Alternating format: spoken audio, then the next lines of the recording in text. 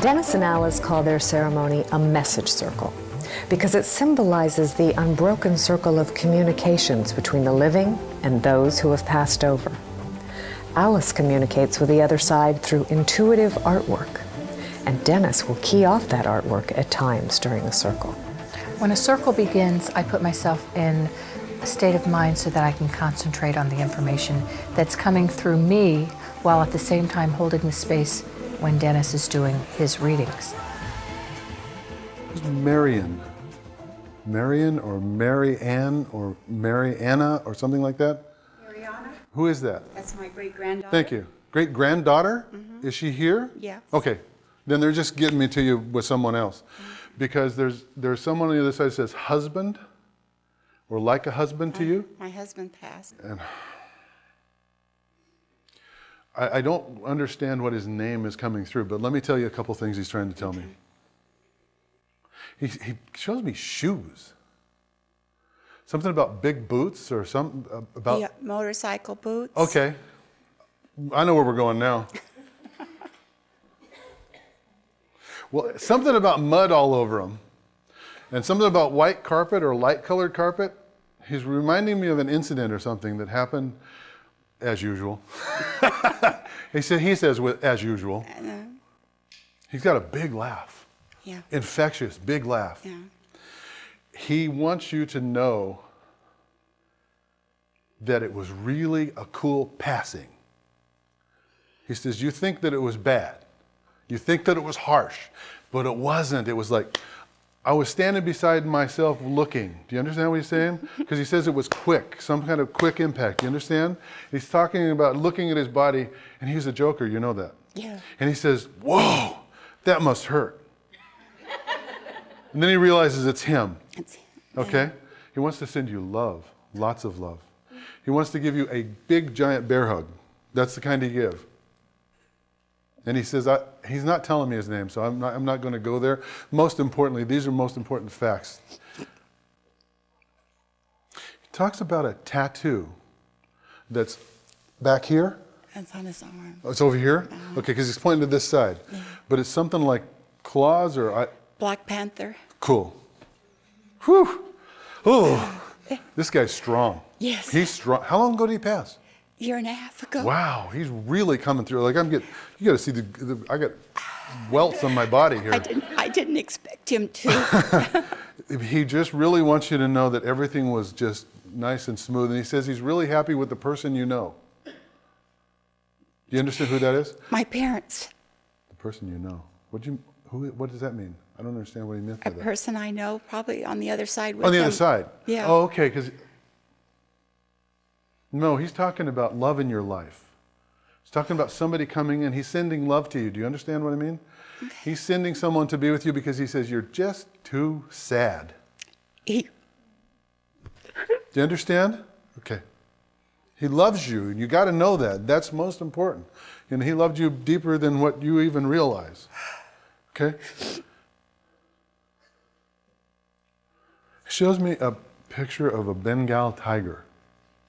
Like those orange and black ones? He had a big picture on the wall of that. That was one of his that he liked. I bought it for Christmas one year. He comes and he's there a lot. He says he's around that a lot. He says, don't go to the graveyard. Stop it. He says he's not there anyway.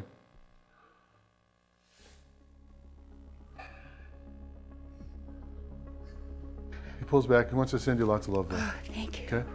Okay. The most surprising thing that was that my husband came through.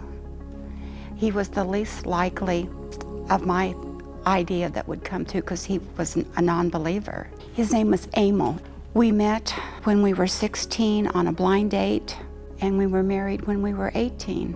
We were married 43, almost 44 years when he passed.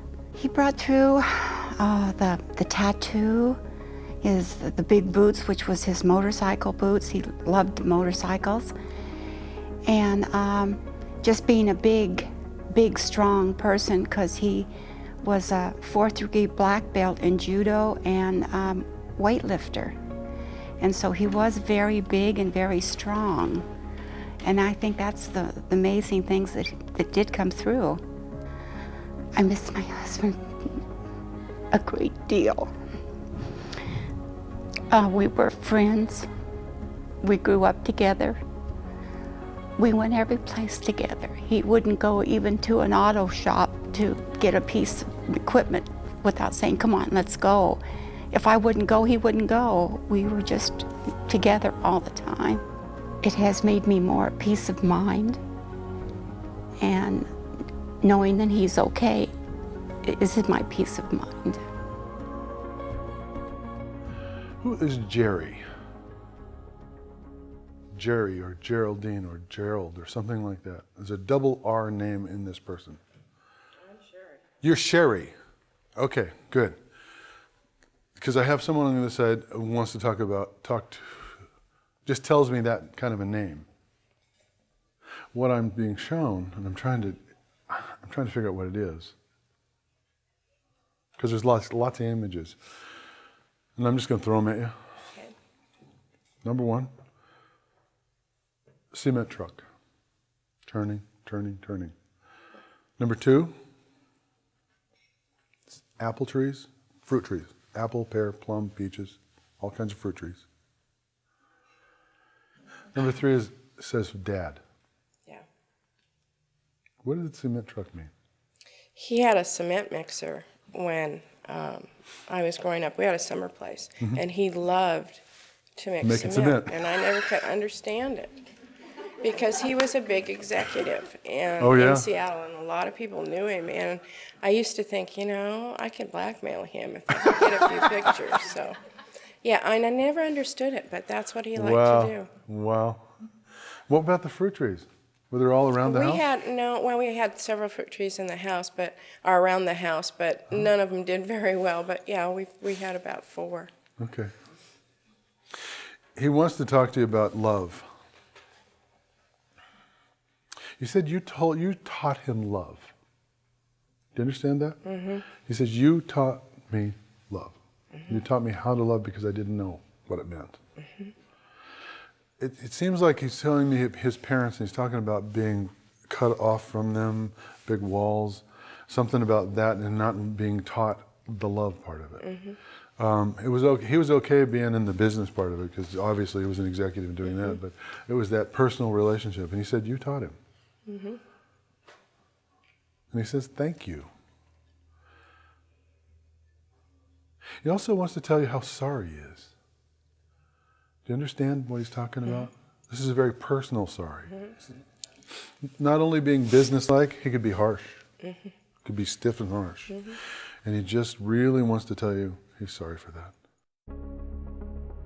My father everything was black and white. It was either right or it was wrong. There was no, well, maybe this could happen or maybe that could happen. And so it was a real shock to have him come through and talk to me.